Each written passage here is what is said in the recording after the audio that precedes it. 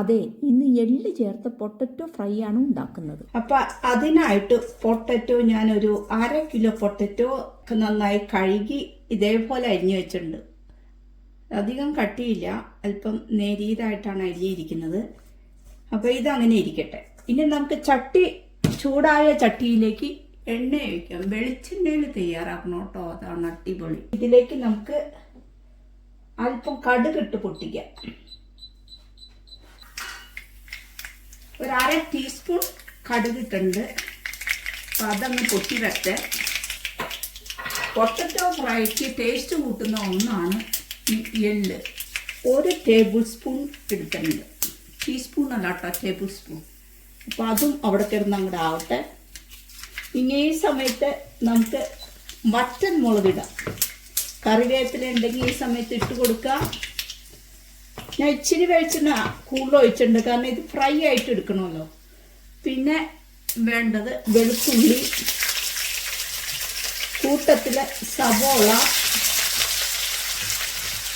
ഇതൊക്കെ ഏകദേശം ഒരു 2 മീഡിയം സൈസ് സവോളയാണ് എടുത്തേക്കുന്നത്. നന്നായി ഒന്ന് ഇളക്കാം.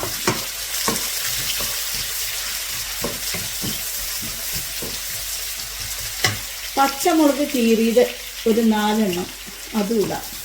കറിവേപ്പില ഉണ്ടെങ്കിൽ ഇടാൻ മറക്കരുതേ. ഈ സമയത്ത് അല്പം ഉപ്പ് കൂടി ഒന്ന് ചേർക്കാം.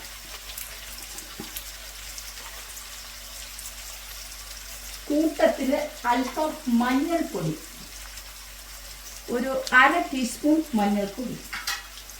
എല്ലാം കൂടി നന്നായി ഇളക്കുക.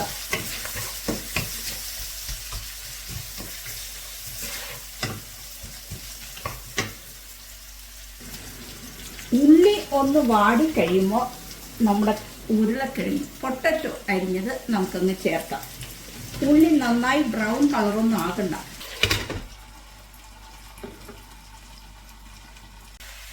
അതെ, ഞാൻ വീഡിയോ പിടിച്ചിട്ട് കിട്ടിയില്ല. ഇപ്പം ഞാൻ ഇതിലേക്ക് 1 ടീസ്പൂൺ കാശ്മീരി മുളക് പൊടിയും 1 ടീസ്പൂൺ ചതച്ച മുളക് ഇട്ടുണ്ട്. നമ്മൾ ഇതൊരു 3/4 വേവ് ആവുമ്പോഴാണ് ഈ പൊടികൾ ചേർക്കേണ്ടത്.